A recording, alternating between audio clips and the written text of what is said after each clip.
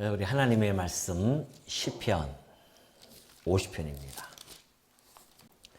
시편 50편 4절 말씀 보시겠습니다. 하나님이 자기의 백성을 판결하시려고 위 하늘과 아래 땅에 선포하여 이르시되 나의 성도들을 내 앞에 모으라. 그들은 제사로 나와 언약한 이들이니라 하시도다. 하늘이 그의 공의를 선포하리니 하나님 그는 심판장이시미로다. 내 백성아 들을지어다. 내가 말하리라. 이스라엘아 내가 내게 증언하리라. 나는 하나님 곧 내 하나님이로다. 7절까지 우선 봉독해 드렸습니다. 오늘 여러분 다 아시다시피 추수감사주일로 이렇게 모여서 예배를 드리게 되어집니다. 추수감사주일은 일찍이 영국의 청교도들이 미국의 신대륙을 찾아서 그리로 이주하고 우여곡절 끝에 첫 추수를 맞이하게 되어지죠. 그래서 그 추수에 대한 감사를 함께 모여서 예배를 드리게 되어진 것이 유래가 되어져서 지금까지 이 추수감사주의를 지키게 되어집니다. 물론 이것은 교회의 아름다운 전통으로서 우리들에게 계속해서 내려오고 있죠. 오늘 우리가 이제 이 추수감사주일 이렇게 얘기하지만 우리는 추수를 이렇게 하고 그런 건 아니지만은 그래도 우리가 1년 동안 하나님께서 우리를 보호하시고 인도해 주신 것에 대한 감사에 대한 것을 1년에 물론 우리가 아까 우리 장로님 기도도 말씀하셨지만 범사에 우리가 늘 항상 감사해야 되지만 1년에 한 번 이런 주일을 맞이해서 다시 한번 감사에 대한 그러한 내용을 기억하고 또 하나님께 찬송을 드리는 것도 우리 신앙을 지켜나가는 데 있어서 매우 유익하리라 보여집니다. 그래서 우리는 1년에 한 번씩 특별히 우리의 이 감사된 것을 상기하기 위해서 이렇게 추수감사주일을 1년에 한 차례 우리가 지내게 되어집니다. 저는 오늘 이 추수감사주일을 통하여서 여러분들에게 함께 말씀을 나누고 싶은 이야기는 바로 시편 50편의 이야기입니다. 시편 50편은 아삽의 시예요. 아삽은 다윗 시대 때에 다윗이 여호와 교회 앞에 섬기게 되어집니다. 그때에 이스라엘 하나님 여호와를 칭송하고 또 감사하고 뿐만이 아니라 찬양하게 하는 그러한 찬양대를 세웁니다. 그 찬양대에서 이제 찬양 대장들이 있는데 그 중에 아삽이 그 찬양대의 우두머리예요. 그러면서 그는 재금으로 큰 소리를 치면서 찬양을 하는 자였었는데 히스기야 왕 때는 그 아삽을 선견자라고 그렇게 이야기합니다. 그래서 선견자 아삽 이렇게도 이야기가 되어지는데 이 아삽은 시편에 약 12편의 시를 수록하고 있습니다. 그 중에 한 편, 우리가 오늘 50편을 상고하게 되어집니다. 물론 이 50편이 여러분들에게는 좀 불쾌하게 들릴 수도 있습니다. 그 내용은 그렇게 유쾌하지가 않습니다. 오늘 그 감사에 대한 이야기를 하면서 제가 이 말씀을 특별히 택한 것은 우리가 우리의 삶을 한번 뒤돌아보고 정말 우리가 온전하게 하나님께 감사의 삶을 살고 있는지를 우리가 한번 생각해 볼 그런 시간이 필요해서 이런 50편을 택했습니다. 자, 우리 이 50편을 보면은 그래요. 1절부터 이제 6절까지 보면은 하나님께서 당신의 백성들을 판결하겠다고 하십니다. 벌써 서두부터가 좀 이게 심상치 않죠. 하나님이 내 백성을 내가 판단하겠다는 겁니다. 그것이 이제 4절에 나오지 않습니까? 하나님이 자기의 백성, 제 이방인들은 내가 상관도 안 하겠지만 자기 백성들을 판결하시겠다. 그러니까 중간 점검을 하나님께서 때로 이렇게 해 나가고 계십니다. 판결하시는데 위 하늘과 아래 땅에 선포합니다. 이르시되 나의 성도들을 내 앞에 모으라는 겁니다. 당신의 성도들이에요. 구약 백성들을 성도라고 합니다. 그 성도들을 내 앞에 다 모아라. 그러면서 하시는 말씀이 그들은 제사로 나와 언약한 이들이라는 것이죠. 성도들은요, 제사로 언약되어진 백성들입니다. 다시 말해서 일찍이 하나님께서 이스라엘 열조인 아브라함에게 하나님께서 너 짐승을 가운데로 쪼개라. 그래서 그리고 나서 횃불로 그걸 지나가지 않습니까? 그리고 언약을 한단 말입니다. 그러니까 아브라함부터 시작해서 또한 율법을 통하여서 이렇게 언약을 맺어진 그 백성이 바로 성도라고 하는 것이죠. 오늘 우리도 마찬가지 아닙니까? 우리는 신약 성도들인데 우리도 성도라고 불리는 것은 우리 주 예수 그리스도께서 희생 제물로 통하여서 그의 영원한 제사로 말미암아 하나님과 우리는 언약되어진 백성으로 되어졌잖아요. 바로 그것이 이 말씀이 그 말씀에 대한 오늘 이 신약 성도에 대한 하나의 예표로서 또는 모형적으로 이야기한 시입니다. 자, 그러면서 이제 그들을 모아요. 그들을 모으면서 하늘이 그의 공의를 선포하리니 하나님 그는 심판장이시미로다. 이제는 내 백성아 들으라 하면서 내가 이제 말할 것이다. 이스라엘아 내가 내게 증언할 것이다 그래요. 나는 하나님 곧 내 하나님이다. 자, 히브리서에 보면 그런 이야기합니다. 하나님의 백성들을 하나님께서 때려놓은 판결한다고 하는 것은 경책한다는 겁니다. 경책은요, 꾸짖고 깨닫게 하겠다는 겁니다.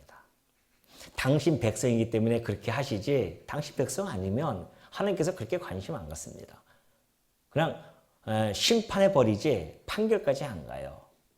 판결이라고 하는 것은 하나님께서 네가 무엇이 잘못됐고 무엇이 옳은지를 가서 이야기해주고 꾸짖는 거란 말입니다. 심판은 그냥 형벌로 그냥 끝내버리잖아요. 근데 당신의 백성이기 때문에 하나님께서는 그들을 꾸짖어서 깨닫고 돌아오게 하기 위해서 그렇다고 한다면 이 경책, 하나님의 경책은 반드시 하나님의 긍휼하심과 그리고 사랑, 자비하심이 바탕에 깔려져 있습니다. 당신의 백성을 깨닫고 돌아오게 하시라는 것이죠. 자, 그러면서 이제 내 백성을 내가 이제 얘기할 것이다. 8절에 이런 이야기 하십니다. 나는 내 재물 때문에 너를 책망하지는 아니할 것이다. 아니하리니 내 번제가 항상 내 앞에 있음이로다. 아, 보니까 이들이 번제, 하나님께서 말씀하신 율법에서 규례에 번제라는 것이 있습니다. 그 번제라고 하는 것은 히브리어로 이제 올라라는 단어인데 말 그대로 올라가는 거예요. 올라라는 단어는 올라갑니다. 뭐가 올라가냐면은 제사를 드리면 그 연기가 하늘로 올라가잖아요. 그래서 올라가다는 뜻을 가지고 있습니다. 그래서 번제라고 하는 거죠. 우리나라 번제라고 이렇게 번역이 되어졌는데 우리나라의 그 번제라고 하는 것은 구우번자를 사용하잖아요.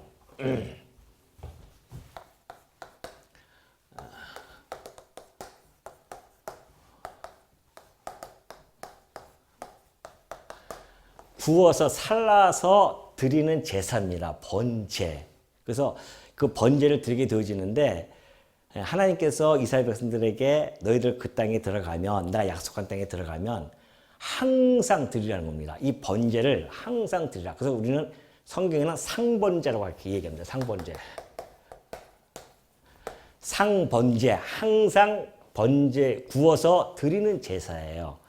올라라고 하는 것은 이것은 좀 특이합니다. 다른 제사들은요, 백성들이 레위 지파라든가 또는 제사장들이 그 일부분들을 먹어요.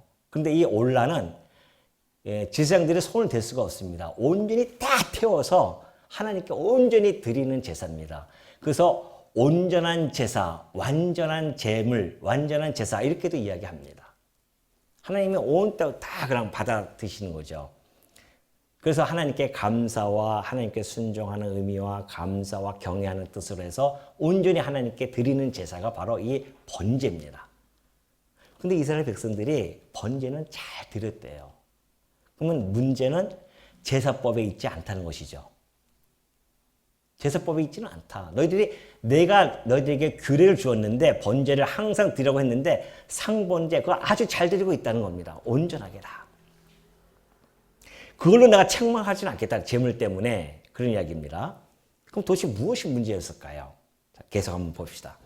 9절을 보니까 내가 내 집에서 숫소나 내 우리에서 순념소를 가져가지 아니하리니 이는 산림의 짐승들과 무산의 가축이 다 내 것이며 산의 모든 새들도 내가 아는 것이며 들의 짐승도 다 내 것이미로다. 내가 가령 주려도 내게 이르지 아니할 것은 세계와 거기에 충만한 것이 내 것임이로다. 그렇게 이야기를 하게 되어집니다.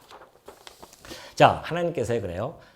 내가 너희들이 드리는 그 의식적인 제사, 제물, 이것이 사실은 하나님 앞에 있어서는 근본적으로 그렇게 의미 있는 것은 아닙니다. 그렇잖아요.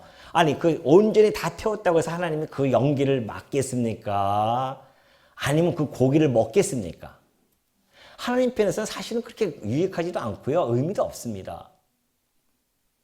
설사 하나님이 그걸 갖다가 필요로 한다고 하면 그 이스라엘 백성들이 드리는 그 번제, 그거 안 해도, 아니, 오늘 살림에 있는 짐승들 다 내 것인데, 맞잖아요. 다 하나님 것이니까 하나님께서 아무거나 다 취하시면 되시지. 굳이 이스라엘 백성들에게 꼭 그렇게 해서 제사를 드려라. 그렇게 할 필요는 없단 말입니다.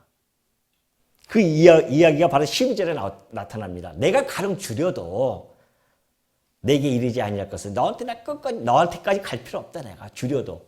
그럼 내가 가서 먹으면 되니까. 재미있는 표현이잖아요. 하나님께서 이런 표현들은 사실 이제 고대 시대 때 보면은 여러분 뭐 그런 얘기 들어보셨을 거예요. 길가메시라고 하는 그런 서판이 있었는데 거기에 내용을 보면은 이방 신들이 그렇게 표현을 해요. 우리가 제사를 지낼 때 신들이 와서 막 굶주려 가지고 막 먹는다는 겁니다. 이방의 고대 신들은 와서 먹는 거, 그런 것을 의인화시켜서 그렇게를 섬기고 있거든요. 그러나 하나님이 그걸 이제 빗대서 얘기하는 거죠. 가령 내가 이방 신들처럼 먹는다고 할지라도 굳이 너희들에게 꼭 이것을 드려야 된다, 매일 이것을 드려야 된다, 규례를 주어가지고서는 형식을 갖추어서 그렇게 이야기할 필요가 없다는 것이죠. 그럼 당신께서 다 잡아먹을 수 있으니까. 또 한 가지 이유가 그렇게 이야기합니다. 13절에 보니까 내가 숫소의 고기를 먹으며 염소의 피를 마시겠느냐. 아니, 하나님은 영이신데 내가 고기를 먹겠느냐, 피를 먹겠느냐. 내가 뭐가 유익이 있다고 너희들에게 내가 번제를 드리라고 그렇게 했겠느냐. 그런 이야기입니다.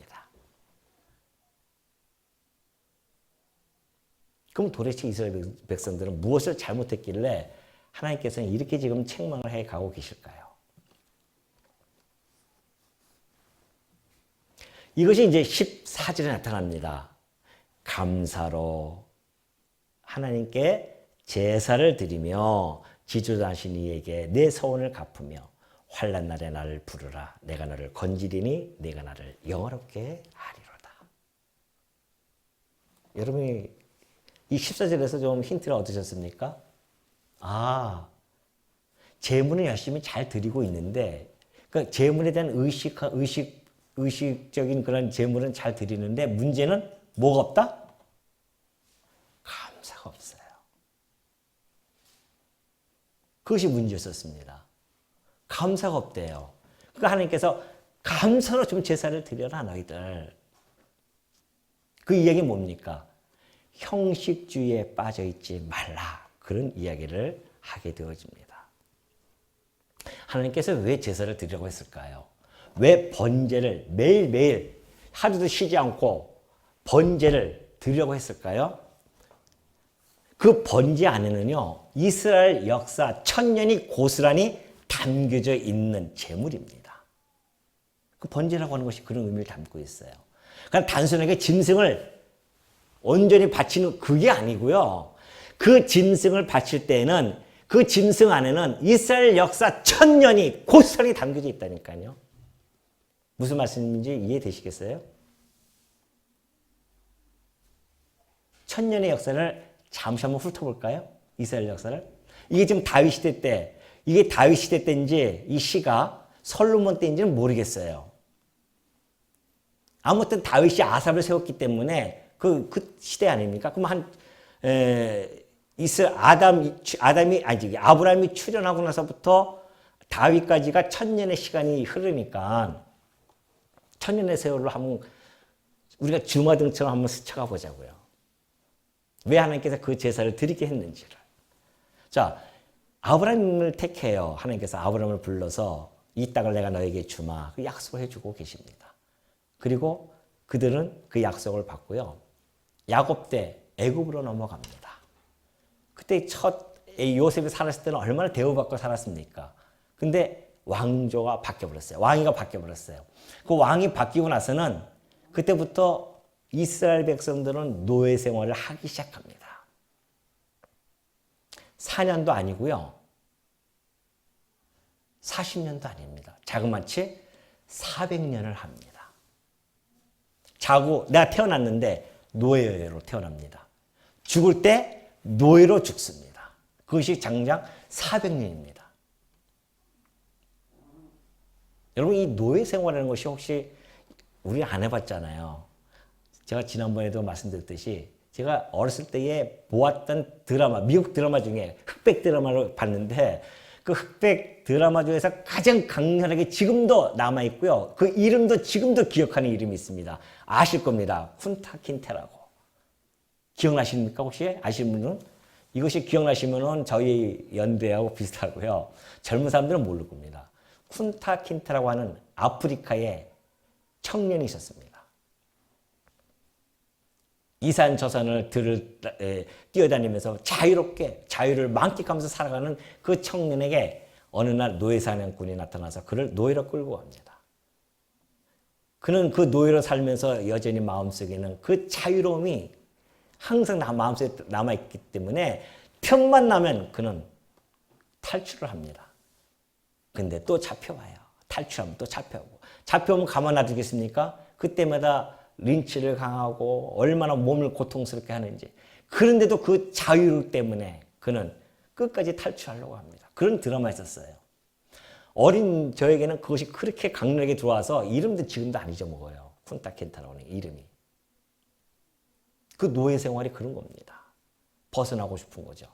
근데 우리나라도 사실은 그걸 경험했잖아요. 75년 전에 우리가 해방을 맞이했지만은 36년 동안 일제 강점기를 맞이했습니다. 근데 여러분, 우리가 그렇게 해방시키려고 독립운동을 펼쳐도 우리 힘으로는 안 되잖아요. 외부에서 그렇게 나갔던 우리 독립투사들이 외부에서 힘을 모아서 하려고 했지만 잘 안 됐습니다. 그때 미국에 일본의 원자폭탄을 터뜨림으로 말미암아 우리가 바로 며칠 안 돼서 그 다음 날인가요? 그럼 해방이 돼 버립니다. 한순간에. 그렇지만 여전히 그 잔재는 남아있지 않습니까? 우리의 삶 속에. 그만큼 노예라고 하는 것은 처절한 겁니다. 여러분, 400년 노예 생활이 무엇을 뜻하는 줄 아십니까? 스스로는 거기서 벗어날 수 없다는 이야기입니다. 내부적으로는 거기서 그 노예에서 해방되어질 수 없는 상황이 400년 노예 생활입니다. 반드시 외부적인 힘에 의해서만이 노예를 벗어날 수 있다는 뜻입니다. 400년의 세월이라는 것은. 그래서 그들은 날 때부터 몰라요. 그 자기 주인들이 자유로움을 누리고 있으니까 그 자유로운 생활을 동경했을지는 몰라도 그 자유를 누리지 못했기 때문에 그들은 평생 노예로 그냥 살고 그렇게 죽는 겁니다. 근데 놀라운 일이 벌어지잖아요. 하나님께서 모세를 통하여서 놀라운 10가지 재앙을 차례차례 보여줍니다. 그리고 그들을 거기서 애굽 땅 종되었던 집에서 마지막 6월절 어린 양을 통하여서 건져내십니다. 그리고 그들을 갖다가 홍해로 인도하셨어요. 홍해 앞에 갔더니만 뒤에 애굽 군대가 쫓아오잖아요. 길을 열어주십니다. 그 길을 걸어가면서 처음엔 그들이 얼마나 원망했습니까? 아이고, 우리가 애굽에 있었으면 죽지 않았을 텐데 이 물에 다 수정하게 되어졌다고 얼마나 원망합니까? 근데 하나님께서 그 길을 열어주십니다. 그리고 건너요. 건너고 나서 애굽 군대 쫓아오니까 다 죽여버립니다. 그 길을 건너서 그들이 행한 일이 뭔지 아십니까? 소고를 치기 시작합니다. 소고 치면서 여호와를 찬양합니다. 여호와는 인자심과 그의 능력이 영원하도다. 이러면서 그런 얼마나 찬양하는지 모릅니다. 그리고 드디어 광야길로 접어 들어갑니다. 한 달이 흐릅니다. 그들이 가져왔던 양식들이 하나씩 다 떨어져요. 먹을 것이 없어졌어요. 그랬더니 하는 말이 뭡니까? 아니, 우리를 여기서 굶어 죽이려고 이를 인도했느냐? 그런 이야기가 나와요. 하나님이 만나를 하늘에서 내려줍니다. 얼마 가더니만 목이 마릅니다. 우리를 여기서 목말라 죽게 하려는구나. 하나님께서 반석에 걸쳐서 물을 줍니다. 여러분, 이스라엘 백성들의 광야 생활이 어떤 생활인지 아십니까? 산불의 시대였었습니다. 산불. 여러분 혹시 산불 들어보셨어요? 제가 만든 용어입니다. 산불. 산불 시대, 광야 시대가 뭐예요? 광야 시대뿐만이 아니에요. 불신의 시대였었어요. 믿지를 못해요, 하나님을. 아니, 10가지 재앙을 보여주시는데도 그 하나님, 전능하신 하나님을 믿지를 못합니다. 믿지 못하니까 홍해 앞에서 왜 우리를 다 이곳에 끌고 와서 여기서 죽인다는 것이죠. 하나님이 어떤 분인지를 그렇게 보여줬는데도 믿지를 않아요. 불신을 해요. 아니, 하나님이 손이 모자라서 구원을 못하시는 분이십니까? 그들을 홍해 앞으로 인도했을 때는, 길 없는 곳으로 인도했을 때는 길을 마련해 놓고 숨겨 놓고 그들을 인도해 가신단 말입니다. 그게 하나님이 하시는 일이잖아요. 아니, 광야로 그들을 갖다가 먹을 것 없는 광야로 끌고 갈 때는 그냥 끌고 가시겠습니까? 하나님이? 하늘의 만나를 숨겨 놓고 그들을 광야로 끌고 가신단 말입니다. 아니, 물 없는 곳으로 인도하실 때는 하나님께서 그들을 목말라 죽게 하려고 끌고 가시냐 말이죠. 반석 안에 물을 감춰놓고 그것으로 끌고 가신단 말입니다. 인간은 눈에 보이는 것만은 바라보고 살지만은 하나님의 능력은 보이지 않은 곳에 다 하나님께서 다 내재시켜 놓고 있었어요. 그걸 믿는 것이 믿음인데 이스라엘 백성 보십시오. 뭐예요? 가는 곳마다 불신합니다. 불신하면 뭐가 나타납니까? 불만이에요. 만족이 없어요. 우리 인간들에게는 만족이 없어요. 이스라엘 백성들이 그래요. 만족이 없었습니다. 불신하니까 만족이 없어요. 만족이 없으시면 나타나는 현상이 뭡니까? 잘 아시죠? 뭐예요? 불평 아니겠어요? 그때부터 불평하기 시작합니다. 이것이 산불이에요. 성도가 가장 경계해야 할 산불 이겁니다. 저는 그 이스라엘 민족들의 그 광야의 산불 시대를 보면서 오늘 이 광야와 같은 이 세상을 살아가는 우리 성도들의 모습이 혹시 나는 여기 이 산불로 함께 지금 살아가고 있지는 않는지를 곰곰이 생각해보는 시간이 되었습니다. 우리도 하나님을 믿지 못하고 살지는 않았는가? 조금만 어려우면 그냥 하나님이 믿지를 못하니까 두려워하고 불만을 갖고 불만 속에서 불평을 하고 그렇게 살아간단 말이죠. 이스라엘 백성이나 구약 성도들이나 신약 성도들이나 다 비슷비슷하지 않겠습니까? 그걸 오늘 우리는 한번 생각해 보자는 겁니다. 이스라엘 백성들이 그렇게 살아왔어요. 그래서 하나님께서 드디어 약속의 땅, 젖과 꿀이 흐르는 땅으로 집어넣었단 말입니다. 그들이 심지도 않은 것을 먹게 되어졌고 그들이 짓지도 않은 그 집에서 살게 되어졌어요. 그래서 처음에 백성들은요, 여호수아 때 얼마나 감사를 드렸는지 모릅니다. 여호와를 찬송하고 감사는 찬송이 나오게 되어 있어요. 얼마나 감사하고 막 찬송합니다. 그래서 그때부터 이제 제사를 드리는데 여러분 아시다시피 사사기 400년 시대도 마찬가지 아닙니까? 그때도 이 시대였었어요. 그리고 하나님께서 이제 다윗을 통하여 왕위를 딱 세워서 나라의 구색을 딱 갖춰버렸습니다. 그러니 그때부터 이제 제사를 열심히 드리기 시작합니다. 처음에는 얼마나 감동스럽게 번제를 드렸겠어요? 매일매일 드립니다.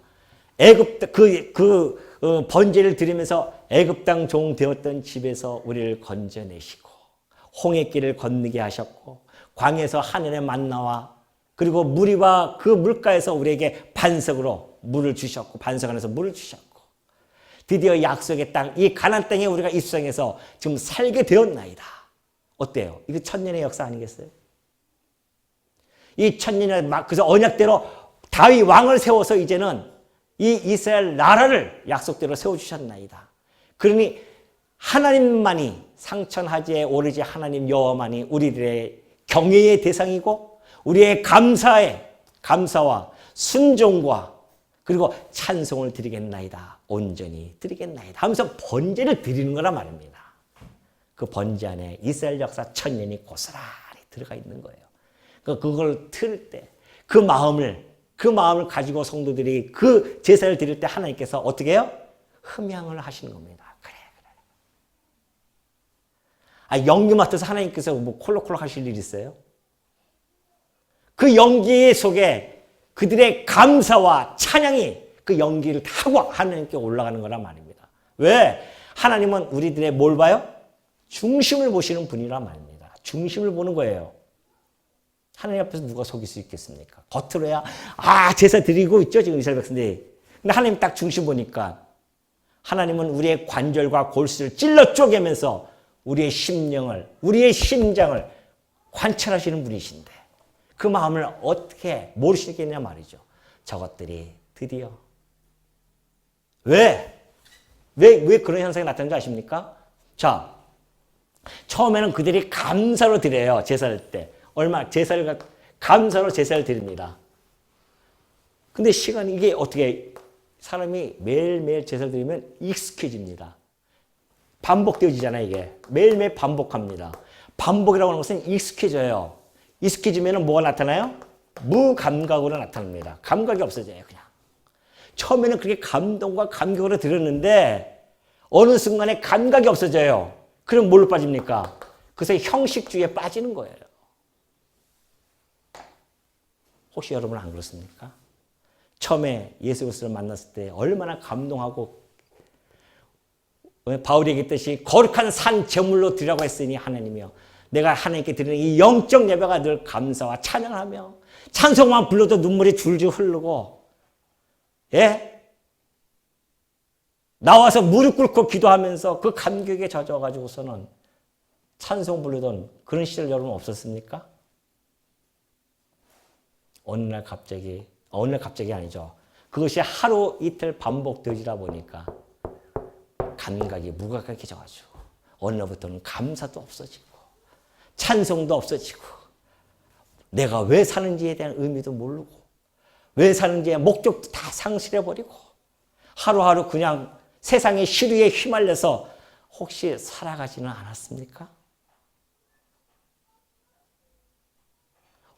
우리도 이 산물 시대에 지금 접어들지 혹시는 않았습니까?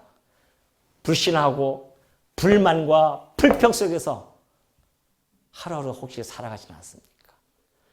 우리도 모르게 어느 날 썬데이 크리스찬이 돼서 주일날만 이렇게 모여서 예배만 드리면 월요일부터 토요일까지는 하나님이고 뭐고 다 잊어버리고 하나님께 대한 감사와 찬양은 이미 물 건너가 다 버리고 겨우겨우 하루 주일날 와가지고서는 예배 한번 참석하고 그걸로 됐다 하면서 혹시 살아가지는 않았습니까? 우리를 한번 뒤돌아보는 시간이 되어야 되지 않겠냐 말이죠.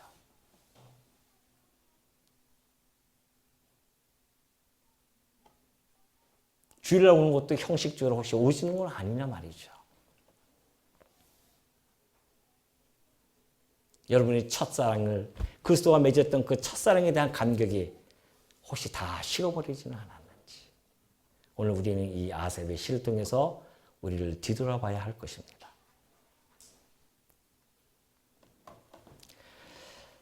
이 제사에는 육적인 그런 의미도 있지만 사실은 영적인 의미도 그 안에 담겨져 있습니다. 그들이 그 번제를 드리면서 우리를 애굽 땅 종되었던 집에서 건져내시고 우리를 구원해 주시고 우리를 약속의 땅으로 인도하시고 그 하나님에 대한 감사를 드리면서도 그 안에는 믿음의 제사가 그 안에 포함되어 있었습니다. 우리를 언젠가는 죄와 사망의 법에서 건져주시고 하나님의 영원한 나라를 인도하실 그 유월절 어린 양이 이 땅에 오실 것을 믿음으로 바라보면서 그 제사를 드리는 거란 말입니다. 그래서 믿음으로 드리는 거예요, 그 제사는. 아벨이 그렇게 드렸단 말입니다. 아벨이 믿음으로 제사를 드리면서 믿음은 바라는 것들의 실상이고 보지 못하는 것들이 뭐예요? 증거예요. 그 제물이 증거였단 말입니다. 장차 우리 하나님께서 우리에게 천하 만민이 복을 얻을 자를 이 땅에 보내주셔서 당신이 희생 제물로 삼으셔가지고 우리로 하여금 영원한 하나님의 나라의 기업을 주실 것이다. 그 소망을 가지고 이스라엘 백성들이 그 믿음의 제사를 드려야 된단 말이죠. 그럼 그 제사 속에는 엄청난 의미가 함축되어져 있음에도 불구하고 그걸 다 잊어버리고 형식주의에 흘러버리니까 하나님 가만히 놔두겠어요? 내가 오늘 너희를 좀 판결 좀 해야겠다. 이놈들아. 그 얘기한 겁니다. 내가 너하고 언약으로 맺어진 백성이기 때문에 내가 이 이야기를 좀 해야겠다. 너희들이 왜 형식주의에 빠져가지고 이 제물을 드리면서 마음엔 감사도 없이 아이고 오늘도 그냥 제물 드리러 가자. 그겁니까? 이스라엘 백성들이 그런 모습을 보여줬단 말이죠. 하나님이 통렬하게 그들을 책망하는 겁니다. 왜 책망했을까요? 사랑하니까. 하나님이 긍휼하심과 자비하심이 이스라엘 백성들에게는 철철 넘치고 있었습니다. 그러니 그들에게 그렇게 할 수밖에 없죠. 가만히 놔두면 안 된단 말입니다. 일찍이 호세아 선지자가 이런 이야기합니다. 하나님께서 호세아 선지자를 통해서 이렇게 말씀하세요. 나는 인애를 원하고 제사를 원하지 아니하며 번제보다 너희들 드리는 이 상번제 이거보다도 나는 하나님을 아는 걸 내가 원한다는 겁니다. 하나님께서 원하는 게 그거예요. 번제를 통해서 하나님을 알아야 되는데 하나님을 기억해야 되는데 하나님 아는 데는 다 관심도 없고 오로지 번제만 드리는 하나님이 사도행전 17장 25절 보면 그래요. 바울이 그러죠. 야 하나님은 무엇이 부족한 것처럼 사람의 손으로 섬김을 받으시는 것이 아니니 이는 만민에게 생명과 호흡과 만물을 친히 주시는 이심이라. 하나님이 뭐가 아쉬워서 우리에게 섬김을 받겠습니까? 하나님은 자충족하신 분이신데 안 그러겠어요? 뭐하러 우리의 거룩한 산 제물을 우리를 받으시겠냐 말이죠. 스스로가 자충족하신 분이신데 오히려 우리들에게 생명과 호흡과 만물을 친히 주시는 분이시란 말입니다. 그런 하나님을 우리가 잘 알아야 되죠. 하나님께 감사와 찬송을 드리는 것은 우리가 기쁜 겁니다.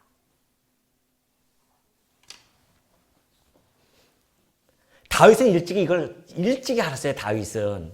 그래서 시편 69편 30절을 보면 이렇게 이야기합니다. 내가 노래로 하나님의 이름을 찬송하며 감사함으로 하나님을 위대하시다 하리니. 다윗이 그렇게 노래합니다. 하나님의 이름을 내가 찬송하고 감사함으로 하나님을 위대하시다 하리니 이것이 곧 뿔과 굽이 있는 황소를 드림보다 여호와를 더욱 기쁘시게 함이 될 것이다. 하나님을 기쁘게 하는 것은 제사의 형식이 아니라 그 제사에 담겨져 있는 내 마음을 하나님이 기뻐하시는 겁니다. 감사해야 하고 하나님이 행하신 그 일에 대한 감사와 찬양이 차고 넘치는 것, 이것이 하나님께서 기쁘시게 받으시는 것이다. 자, 그러면서 15절에 보면 그러죠. 환난 날에 나를 부르라. 내가 너를 건지리니 내가 나를 영화롭게 하려다. 아유, 이런 하나님이 세상에 어디 계십니까? 예?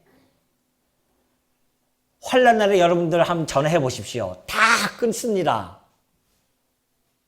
근데 환난 날에 나에게 부르짖으라 합니다. 하나님께서는 나에게 와라. 나를 부르라. 내가 너를 건질 것이다. 환난 날에. 내가 너와 제사로 언약한 나의 백성이기 때문에 내가 너에게 와서 너를 건질 것이다. 그래서 네가 나를 영화롭게 할 것이라는 말입니다. 하나님께서 그 환난 날에 그들을 건져주시면 하나님이 영화롭게 되는 거 아니겠어요?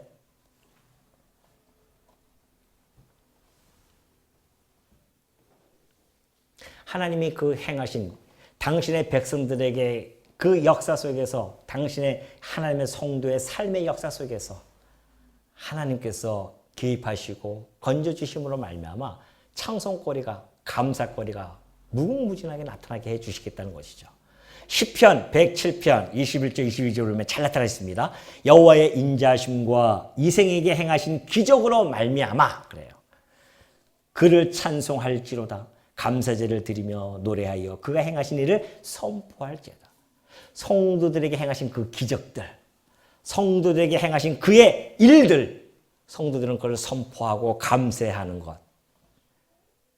인생에게 행하신 그 기적으로 말미암아 우리는 그를 찬송하는 거고 우리에게 행하신 그 일들을 통해서 하나님께 그 일을 선포하는 것, 이것이 성도들의 삶의 모습이란 말이죠. 우리에게 행하신 기적이 얼마나 많습니까? 아니, 여기 앉아있는 자체가 기적이죠.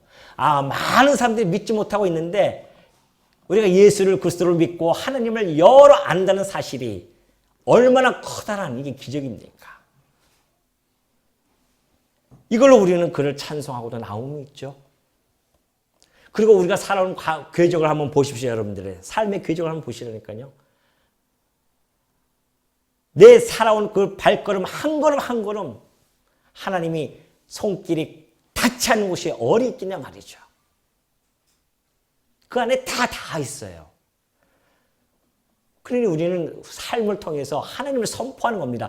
내 삶에 비춰진 그 하나님의 손길을 내 삶 속에서 선포하는 것, 이것이 성도의 삶의 모습이라는 것이죠. 일찍의 시인은 그렇게 이야기를 노래로 부르게 되어진 겁니다. 자, 22절, 23절 넘어갑니다. 그 뒤에 부분은 아까 얘기했듯이 하나님께서 책망하는데 두 가지를 책망해요. 하나는 제사에 대한 것, 하나는 율례에 대한 부분이었습니다.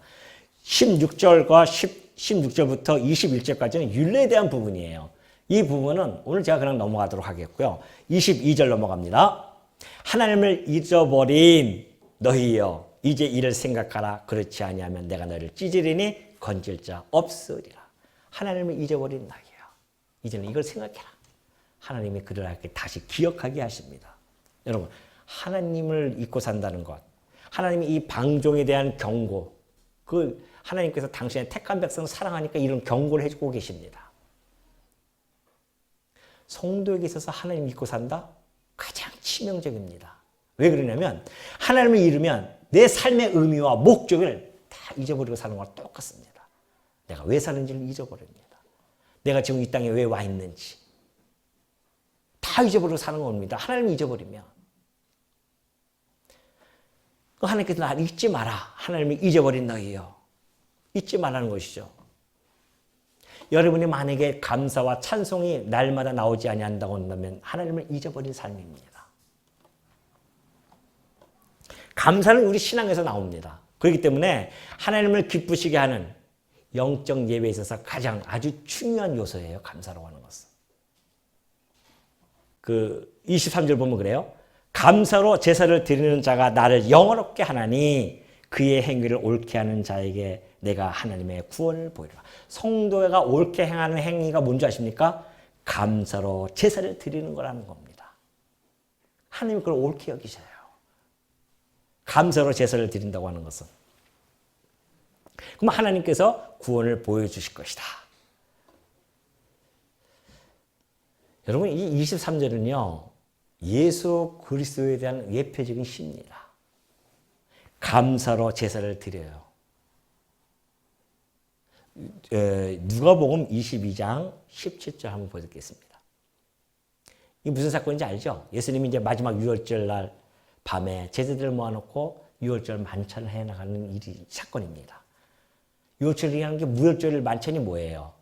이제 예수님께서 당신이 곧 피를 흘리실 것이고 살을 찢기실 것을 잔과 떡을 나누면서 그들에게 기억하라고 그 하는 일입니다.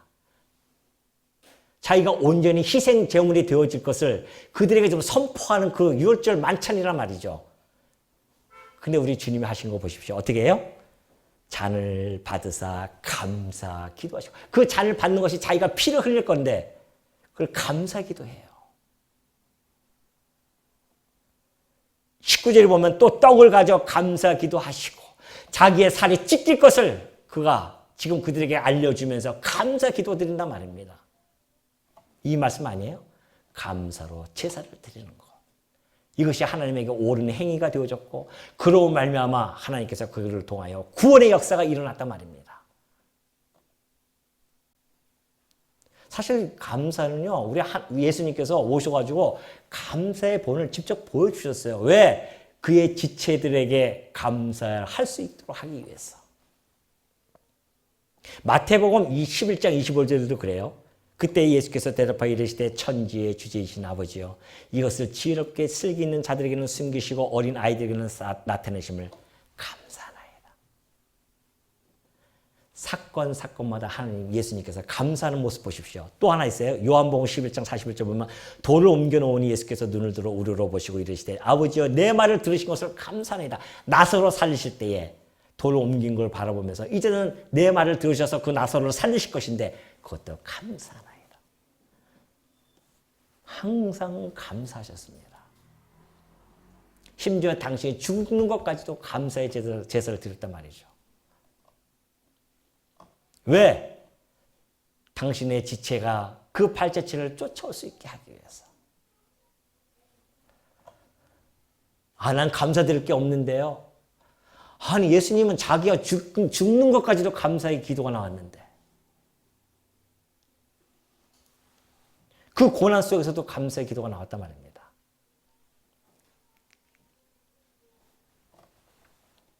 말세에는요. 바울이 그래요. 디모데후서 3장 2절 보면 말세에 고통하는 때가 이르면 나타나는 현상 중에 하나가 감사하지 않는다 그래요. 감사가 없어요. 감사하지 아니하며 거룩하지 아니하며 감사가 없으면 뭐가 나와요? 불만과 불평만 있게 되어지죠. 여러분 이 불만과 불평이라고 하는 것은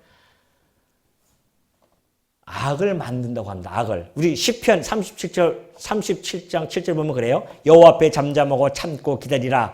자기 길이 형통하며 악한 꾀를 이루는 자 때문에 불평하지 말지어다. 우리는 불평하며 많이 살 때 저들은 왜 저렇게 잘 되고 나는 왜 이렇게 못 됩니까? 저는 예수 믿지 않는 자들인데 그렇게 해서 불평하는 자들이 있을 수도 있습니다.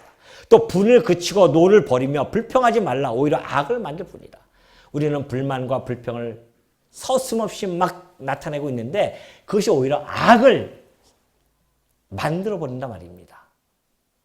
여러분 많이 경험하지 않았어요? 불평하고 막 그럴 때 보면은 불평하고 나면 싸움이 벌어지고 분란이 일어나고 다 그렇잖아요. 악을 만들 뿐이다. 그래서 바울이 한 데살로니가 성도들에게 이렇게 이야기합니다. 범사에 감사하라. 이것이 그리스도 예수 안에서 너희를 향하신 하나님의 뜻이니라. 성도들에게는 범사에 감사. 범사 뭐예요? 범사가 모든 일에 감사하라. 이것이 그리스도 예수 안에서 너희를 향하신 하나님의 뜻이에요. 하나님께서 이스라엘 백성들에게 감사의 제사를 드릴 수 있도록 그 역사, 1000년의 역사를 주신 거란 말이죠. 그것처럼 우리의 감사, 성도의 감사는 예수 그리스도 안에서만 있는 감사입니다. 밖에서는 감사가 벗어나면요. 그 세상적인 감사예요. 내게 어떤 조건에 의해서. 아까 우리 장로님 기도하실 때 그죠? 세상적인 감사는 조건에 의한 감사입니다. 이거 해줬으니까 감사합니다. 이거 해줬으니까 감사합니다. 아니에요. 성도는 범사에 감사합니다. 누구 안에서? 예수 그리스도 안에서. 그리스도 안에서 베풀으신 걸 너무 많기 때문에. 그래서 바울이요. 똑같은 이야기를 더 자세하게 이야기한 것이 에베소서 5장 20절 보면 그래요. 범사에 우리 주 예수 그리스도의 이름으로 항상 아버지 하나님께 감사해라. 이스라엘 백성들은 항상 이 번제를 통해서 하나님께 감사했지만 우리 성도들은요. 항상 누굴 통해서? 번제의 실체이신 예수 그리스도의 이름으로 하나님께 늘 감사를 드려야 됩니다. 아니 뭘 그렇게 감사할 게 있다고요. 예수 그리스도 안에서. 한번 따져볼까요? 지난주에 여러분 기억나십니까?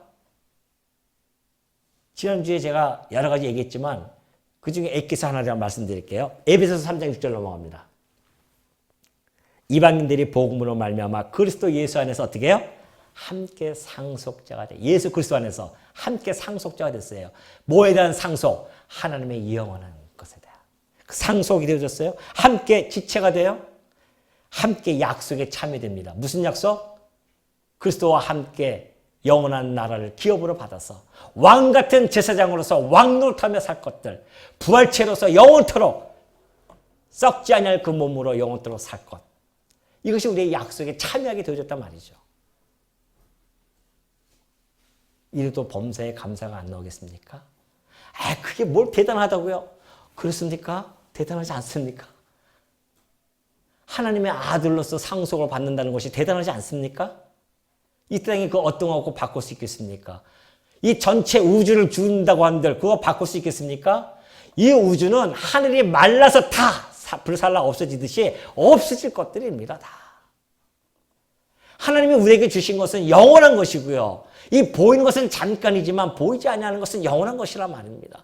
그걸 우리에게 주셨는데 보이지 아니하니까, 이스라엘 백성이 보이지 아니하니까, 홍해길 보이지 아니하니까, 하늘의 만나가 보이지 아니하니까, 무리와 그 반석에 물이 보이지 아니하니까 불신하고 불만하고 불평한단 말입니다.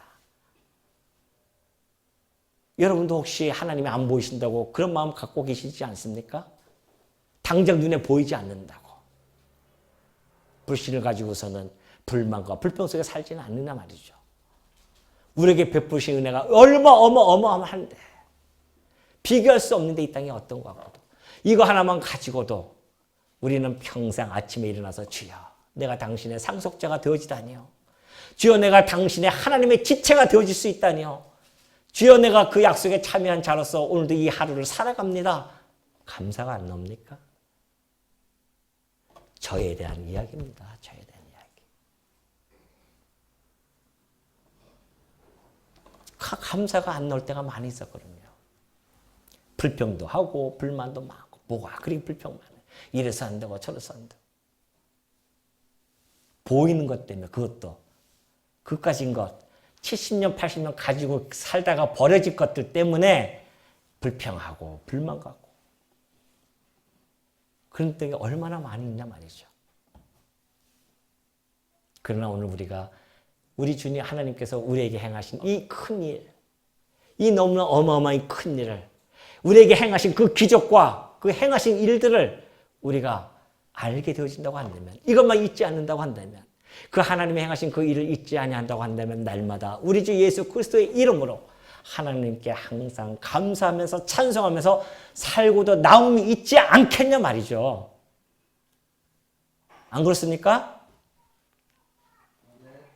이 추수감사주의를 통해서 여러분들이 다시 한번 혹시 내가 그 첫사랑을 잊어버리지는 않았는지, 교회 나오는 것이 그렇게 부담스러운지, 혹시 교회 나오는 것이 그렇게 마음에 설렘이 이미 없어진 지 오래되었다고 한다면, 우리 10시에 청소한다고 했는데 나오신 분은 맨날 3-4분 9분만 나오셔요. 감사가 없어요. 일주일에 한 번 그 교회에 와서 교회당을 사랑하는 여러분들일 텐데 내 손길 하나하나 거기서 가서 청소가 되어진다고 하면 얼마나 기쁘고 즐거움으로 일할 수 있고 감사와 찬송이 나올 수 있냐 말이죠. 직장들은 8시, 9시면 꼬박꼬박 잘 열심히 출석하시면서 주일날 교회 오는데 10시까지도 못 오시오. 죄송합니다. 그때 책망하는 게 아니고 저를 좀 책망하는 겁니다. 다시 한번 우리가 뒤돌아봐야 되지 않겠냐 말이죠. 우리의 신앙은 도대체 뭔가? 우리가 믿는 건 도대체 무엇이며 우리가 간직한 것은 도대체 무엇인지 우리가 오늘 이 시간을 통해서 한번 뒤돌아보자는 겁니다. 왜? 하나님께서 이 아삽을 통해서 이스라엘 백성을 책망하시고 경책해 해서 그들을 꾸짖고 돌아오게 하신 것처럼 오늘 우리가 이 감사주의를 맞이해서 다시 한번 이 말씀이 우리 마음속에 폐부에 와 닿는다고 한다면 우리의 그동안 살아왔던 그 이 신앙생활을 뒤돌아보고 다시 한번 점검하고 대나무의 한 마디를 통해서 다시 자라나는 것처럼 이것이 우리의 한 마디가 되어져서 새롭게 우리의 신앙생활을 다시 한번 쌓아보는 그러한 시간이 되어지고자 오늘 이 시편 50편을 통하여 여러분과 함께 말씀을 상고했습니다. 여러분들 이 말씀을 마음에 꼭 간직하시고요. 다시 한번 우리 하나님 앞에 주었던 그 하나님의 놀라운 은혜, 그 영광을 찬송하며 감사하며 날마다 그 예수 그리스도의 이름으로 범사에 감사하는 주의 종들 되어지시기를 당부드립니다.